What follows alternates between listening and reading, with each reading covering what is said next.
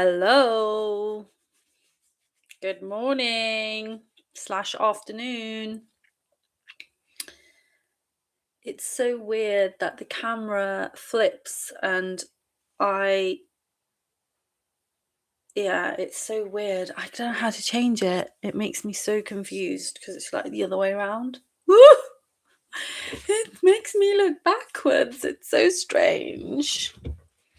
Anyway. So, I am just... Oh, hang on. Let me have a bit of my smoothie. Don't know if anyone's going to join. Why does it flip the camera? I don't get that. So strange.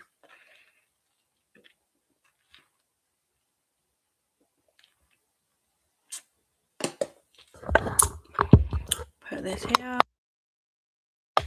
Turned it off by accident. That's helpful, isn't it?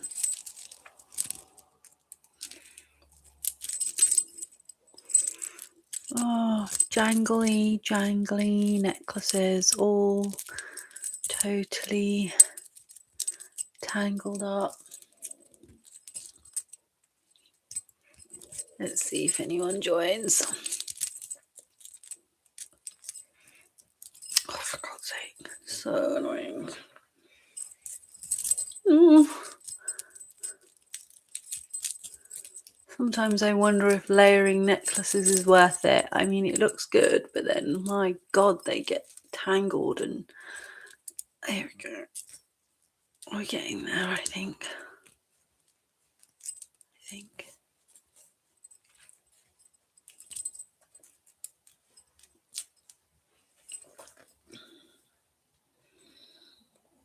What is happening? Oh, now my pendant's gone to the back. There we go. Right. That's enough messing about, I think. I have to do it backwards. It's really confused. Oh, there we go. Finally. It's so weird. Right. Okay. So I'm doing this live just to respond to some reasonable questions that have been raised by some of my followers on TikTok, especially. Firstly, I just want to say there's a reason why I think people can sometimes get the wrong end of the stick about what Islamic feminism actually is. But really today, I want to talk about the fact that, and I've done a video on the 5 common myths about Islamic feminism before, right? Like a lot of the time, what critics of feminism in general will say, and what often Muslims say about Islamic feminism, or white liberal feminists say about Islamic feminism, that you can't be a Muslim and a feminist at the same time, all of that kind of thing. But today, really, I am addressing this question of whether Islamic feminist scholarship is just another form of dogmatic, rigid thinking, that we are just moving from one system that controls women, so traditional Islamic scholarship, that doesn't leave much room for women's autonomy and freedom and agency, according to most mainstream schools of thought as they are understood today. I'm not talking necessarily about what the classical scholars said, because believe it or not, they were actually more open-minded than a lot of the scholars that we have today telling women what they can and can't do. Actually, the issue here is that a lot of Muslim women are, rightly so, really questioning and deeply grappling with this issue of whether or not you can truly be free and living in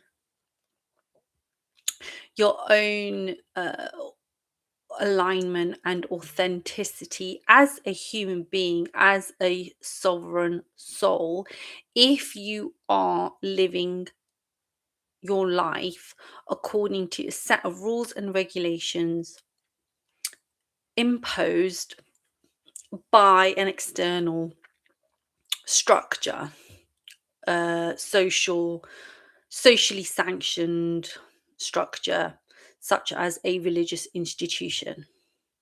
So, I wish I had the TikTok that I it was a comment by one of my followers. She's great. She engages so much with my content, but one of the questions that she came up with, I wish I could find it, was something like, are we just not just moving from one cage into another?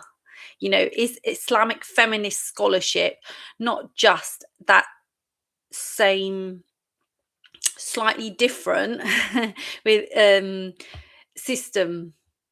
Is it just still another externally imposed authority? And should women not be doing more of going inward and finding their internal authority and their self authority? And this is where I think the misconception comes, because I've tried to get this across on my TikToks, but I have to say it's really difficult because TikTok is meant for short form content, right? It's not really the place. I mean, some people do it really well. I am still figuring out how to do this, how to communicate really complex, deep issues in this format, which is just very much about grabbing people's attention, and people are just got their thumbs ready to scroll and they haven't even listened to what you've said. And before you've even made your point, they're like, oh, this is rubbish. And it's like, yeah, but if you listen to the whole thing, but then other people are like, oh, you talk for too long. Get to the point. And it's like, yeah, but it is complicated. Like, you can't just put everything into a little tiny little digestible nugget for your convenience. Like, you know what? If you want to grow and if you want to learn, you need to put in a little bit of effort. You need to put in a little bit of time. These things take time. Human beings don't just evolve like that. Like, you gotta be committed. You're not going to grow spiritually on TikTok. I'm sorry. That's just not the place for it. You can get ideas. You can get little seeds that get planted of, oh, I haven't thought about that in that way. Or, you come across ideas, but then it's up to you to go and do the research and read the books and watch the long form content on YouTube if that's what you want, if you want video content, or join the communities. Yeah, or go and speak to people and have conversations. Find a teacher. That's really where the growth happens. You can't find all of the answers, on a bloody 30-second reel. And anyway, that's a whole other thing. But the thing that I was saying that I want to try and get across is that Islamic feminism in itself is vastly different to traditional Islamic scholarship. It is not another form of fiqh, right? It is not jurisprudence.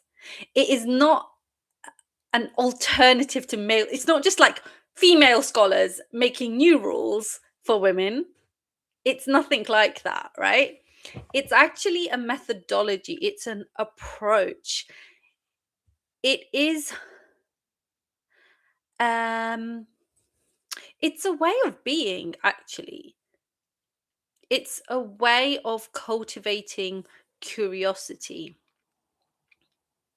And fundamentally, it's about asking questions. It's not about answers. And it's certainly not about saying, we have the answers. Here you go. Now you just have to follow these rules that we've made up for you. No, no, no. not at all. And I think sometimes people hear the word scholarship and "Woo," they get triggered because they think scholar, imam, sheikh, you know, all the traditional classical jurists that we had that say this is halal, this is haram, this is makruh, whatever, whatever. This is a strong hadith, this is a weak hadith, this is, and they have their own system based on their own traditional Islamic sciences. I'm not going to say whether that's good or bad right now. That's a whole other topic. But that was a very different, it had a different purpose, right? So traditional Islamic scholarship, the purpose of that was to create structure in society, to create rules and laws that the common population could follow, right? So that there would be consensus. I mean, there is a myth of consensus. There wasn't consensus. People were always disagreeing about the meanings of things. There was a lot of, you know, contextualizing and applying things in different ways depending on the local culture and blah blah blah. There was all sorts of that going on, but now we have this idea like, oh, the scholars decided, right? Okay, there was consensus. Yeah, I mean, quite frankly, that is actual bullshit. They don't know their own history. But anyway, again, another topic for another day.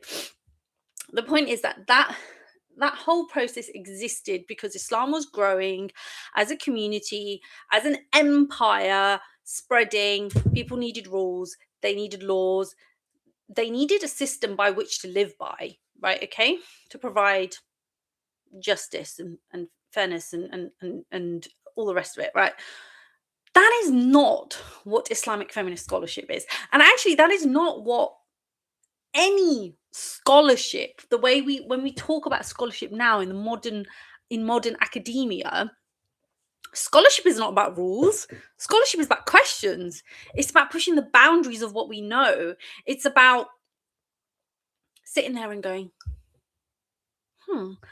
so and so's written something about that, and so and so's written something about that, but you know what, there's a gap in that knowledge. I wonder if they have applied that thinking to that context, or I wonder if they've asked this question, or I wonder if they've gone to that group of people to find out their experience. And this is what scholarship I'm thinking social sciences here. I'm a social scientist by background, so but that's how social science scholarship works. And even in science, it's like it's not about, I suppose maybe it is actually more about finding rules and universal things that exist or don't exist, but in social sciences and stuff, it's not like that. It's about, it's always evolving. It's always evolving, and it's very much about asking questions. So within Islamic feminist scholarship, it's, what I found is, you leave with more questions than answers. You leave with more questions than answers, for sure. And I know for some people that's the opposite of what they're looking for. They want I've got something on my nose. It's really annoying. I'm gonna have to edit that bit out. I don't know what's going on. I've got a bit of a sniffle today.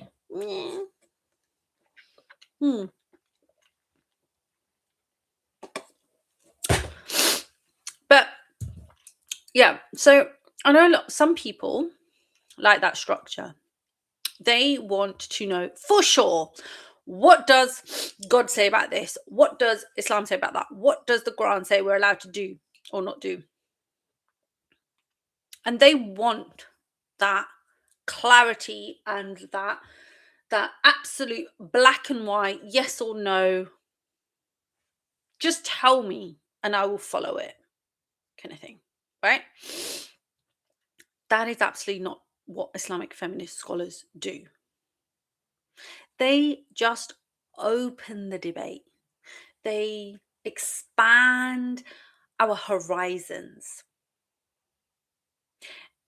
They help us imagine further than what we have imagined is possible for us as Muslim women. It's a very open-ended process, and it's a very humble process. I really want to emphasize that, right? So,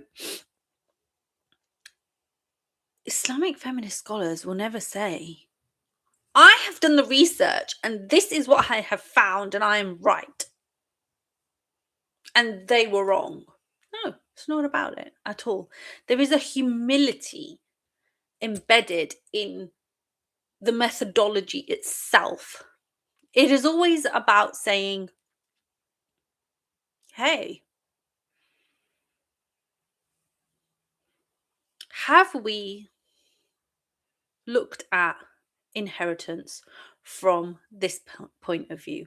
Have we thought about marriage from this angle? Have we looked at this verse in the Quran, taking into account this context? It's not drawing hard and fast conclusions.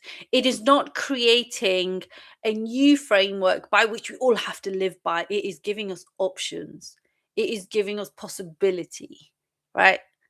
So the first stage, I would say, of Islamic feminism has been about deconstruction, right? So you hear this a lot on TikTok, especially, right? Like about deconstructing Islam, deconstructing religion, yeah? And that's really, really important. But then where do you go from there? And some women are very happy to just say, you know what, I've deconstructed religion. I don't need religion anymore. I don't need to rebuild it. I don't need to reconstruct it. I'm happy in this unknowing, in this space of like, you know what, religion was all just a big patriarchal construct. And now that I've deconstructed it, I'm free from it. And that's the end of my relationship, say with Islam or with the Quran or with Hadith. And you see a lot of women also saying, you know, I just don't look at Hadith anymore. I just don't engage with it. All of that. And again, I'm not here to say anyone is right or wrong. This is all your path. But that's exactly what Islamic feminism also says. Islamic feminism is not imposing anything on anyone. It is very much about the not knowing. It is very much about saying, hey, you have your own path. These are just some of the questions. I wonder if you've thought about this. And the other thing that I really, really want to say is that when people think of scholarship, they often think of it in a very, because this is how it is. This is how it is in our world, that it's a cerebral process, right? It is an intellectual process. It is very in the mind. Yeah. So if you think about the different energies, right? If we think about masculine, feminine energy, yin and yang, that kind of thing, then scholarship lives very much in that masculine realm of rationality and logic and black and white often, right? And thinking things through, right? And then you have the yin and the feminine way of being and feeling and embodiment and experience and being in the heart and leaning on our own inner knowing and our own intuition. But actually, what a lot of people don't know about Islamic feminism is that it actually balances these two things. It actually has, on the one hand, that intellectual engagement and that tradition of rigorous scholarly studying, right? Scholarly studying. You know what I mean? But then on the other hand, how is that scholarship even informed, right?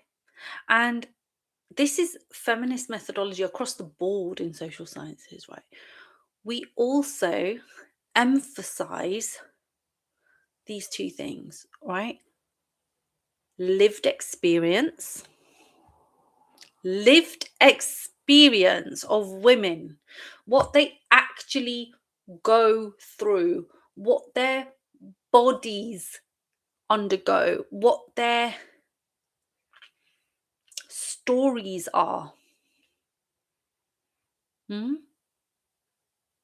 Listening to women's voices, ordinary women, not scholars, yeah, just ordinary women, how they see things, how they understand things, how they feel about things. And that's the other thing, the feelings part, the intuition part, the inner knowing part. That is also extremely important in Islamic feminist methodology. And this is what people don't always understand. And it's not anyone's fault. It's because, if you haven't read the massive books, you don't really understand that actually leaning into our inner moral compass and our individual spiritual relationship with God, with the divine, however we imagine the divine to be, that is a fundamental axis through which we create knowledge, right? Yes, it is through engaging with texts and history and the Islamic sciences and our sacred text, the Quran, and then historical accounts and the hadith and things like that. Yeah, that's one side of it. You might call that the masculine, logic, all that in the head part. And then we have the feminine side, which is around that inner knowing, that self-authority, which is what I was talking about at the beginning, right? That self-trust, your own spiritual experience with God, and then your lived experience, your embodied experience as a Muslim woman living in this day and age, and what you go through and the challenges that you face, and that all informs knowledge as well. So it is a mixture. It is definitely not just let's all sit here and write a PhD thesis and then create rules and regulations about it and say, oh, this is actually what the true Islam is. We fixed it for you. You are now free as Muslim women. No, it's saying we all have a different experience. We all have a different experience, and there is room for everyone. There is room for everyone. Doesn't matter what country you're from, doesn't matter what your beliefs are, like anything, right? There is room for everyone, and we have to include as many voices as possible when we are shaping a new imagination of what is possible for Muslim women. A lot of it does rest, I still feel, in this realm of imagined possibilities. I don't think we are at that point yet where we're like, and I don't think it's even a goal of Islamic feminism. Like, that's not what we're trying to get to either. We're not trying to create a new framework. There are some wonderful frameworks that have been created by some Islamic feminists. Men and women, by the way. There are some Islamic feminists who are men. Such as different models of the Muslim marriage, right? Different models of inheritance. But that doesn't mean that they are kind of creating another, as some women see, another cage to live within, right? Like, oh, great, now there's just a different set of rules and regulations I have to follow as a Muslim woman. No, absolutely not. Ultimately, I and you know all other Islamic feminists believe in women's agency and autonomy, and our right to live in alignment with our spiritual truth. Right? Your spiritual truth is different to my spiritual truth. I have a community of Muslim women, right? So I set up We Rise years ago, and last year I set up the Rising Sisterhood, which is our online community for Muslim women who are doing this work of asking questions, of seeking answers, but not in that traditional way of like, is this halal and is this haram? No, it's seeking answers in terms of what are the answers that we're looking for ourselves, like our deeper questions, that what is right for me in my life. We're building community, we're building belonging, but even in that community, do you think there's two women that have the exact same outlook on Islam? No. There's no two women in there that have the same approach to the exact same approach to modesty, or to praying, or to fasting, or to um how to include other spiritual traditions and ways of growing as a woman and stepping into womanhood and finding peace in our relationships and seeking justice and equality and finding belonging in our communities. We all have different approaches, all of us. You'll have some women for whom it is still important to wear hijab, and for others, absolutely it isn't. You'll have some women who are still trying to find their place in the Muslim community and in the masjid, and are building spaces in masjids for women. And then you have others who are just saying, you know what, I'm done with that. I've tried. I can't find my space. I'm going elsewhere, right? For my spiritual nourishment. And sometimes they find that spiritual nourishment within our group. We have devotions and women's circles, and we get together to meditate and to reflect and to explore the Quran and all sorts of things. But for others, it's actually, what, nature is where I go to come back to myself and to commune with God. I don't go to the masjid anymore, and that's absolutely fine. So that's the thing, right? Everyone is different. Everyone is unique, and Islamic feminism actually fully embraces that uniqueness of each woman and her right, as I said, to live her own path and to be at peace with who she is, right? It's never ever about imposing a set of expectations or a new system. Right? I think there's that fear amongst some women that, it's just another way to control us. So yeah, I just wanted to, I guess, put that to bed a little bit. I hope I have, and I hope that makes sense. And I really would love to hear your thoughts, your questions. If you've got any questions, please put them in the comments. I would love to have a conversation about this. Yeah, I think there's a huge wave of Muslim women waking up, and yeah, a lot of women having spiritual awakening at the moment, and we're just all here for it. We're here to. I'm here. The women in the Rising Sisterhood. We're all here to hold you through that. If you are going through this process of like doubt and confusion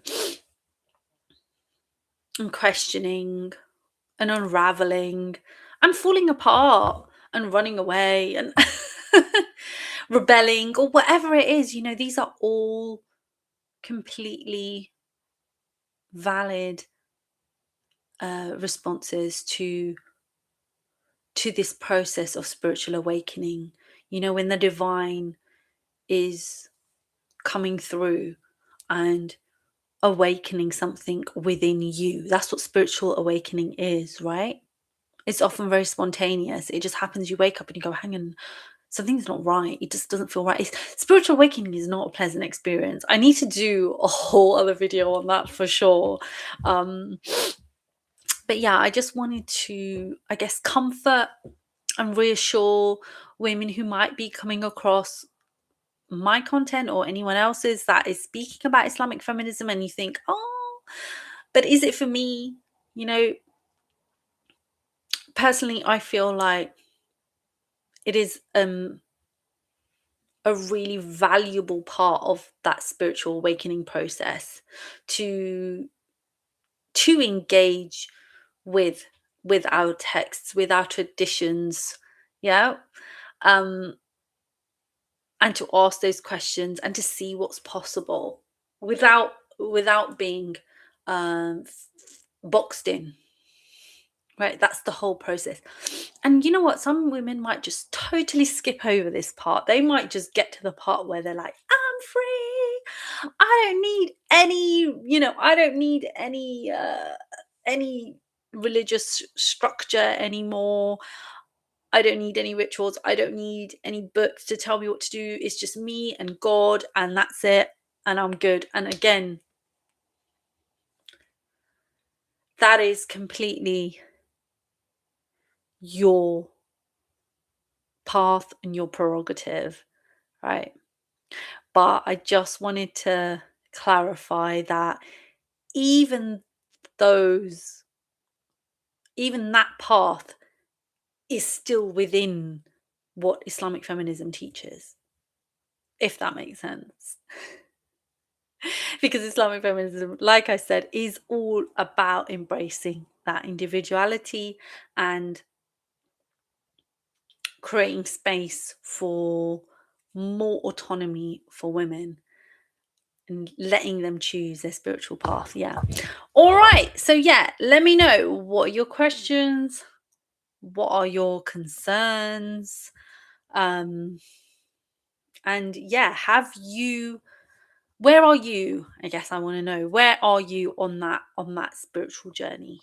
Like, on that path, are you in the questioning phase, in the deconstructing phase, in the freaking out phase, in the rebuilding your faith phase, in the finding community and belonging phase? Where are you? I would love to know. And yeah, wherever you are in that process, here in the Rising Sisterhood, we have got a space for you. And if you want to join our community, I'll put the links below. And yeah, I hope you have an amazing day and enjoy the rest of your week. And if you've got anything else that you want me to talk about, let me know. That's the other thing. Let me know, because I love doing these lives. It's only my second one, but I'm like, oh, this is good. This feels nice. So yeah, let me know what you would like me to talk about next. And I will catch you in the next one. Love you lots. Bye.